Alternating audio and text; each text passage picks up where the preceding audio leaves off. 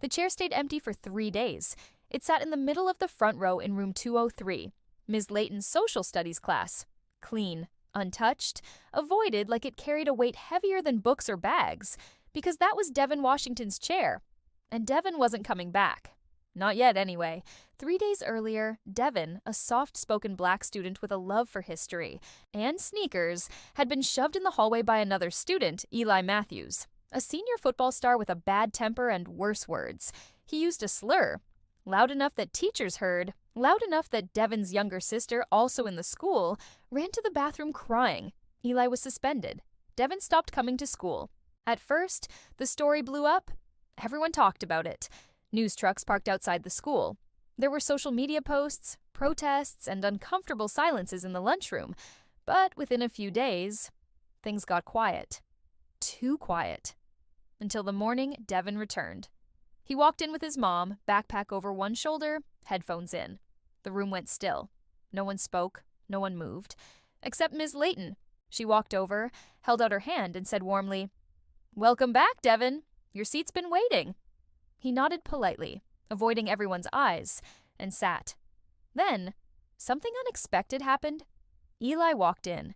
He wasn't supposed to be back for another week. But there he was, shoulders hunched, eyes down. The entire class stiffened. Ms. Layton stood tall. "Mr. Matthews, this isn't your scheduled return date." Eli nodded. "I know," he said quietly, "but I asked to come today, to say something." The room went still again. You could hear a pencil roll off a desk. Devon looked up. His face didn't show anger, just exhaustion. Eli turned to him. "I didn't come to make it right. Because I can't? Not really. I said something ugly, something I didn't even fully understand. I thought it was just words. But they stuck. And they hurt." Devon didn't say a word, just stared. Eli continued, voice shaky. "I've been thinking a lot. I talked to my grandpa, actually. He told me how, when he was a kid, people wouldn't even let his black friend drink from the same fountain. And I realized I've been carrying that same poison. Quietly. Comfortably. I don't want to anymore." He took a breath. Then looked directly at Devon. "You don't have to forgive me. I don't deserve it.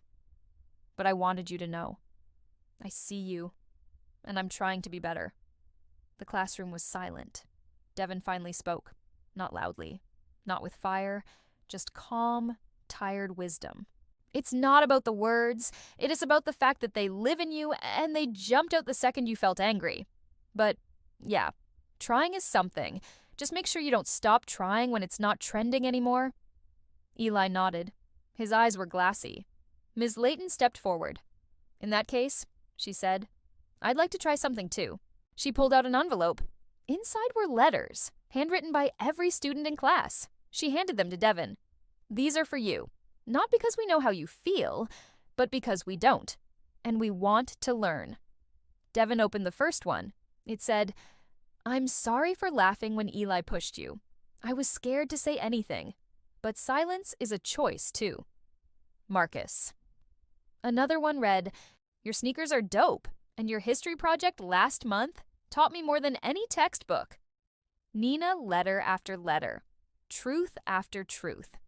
That day the empty chair was filled again, not just by Devon's presence, but by a collective decision to do better, to speak up, to see people fully.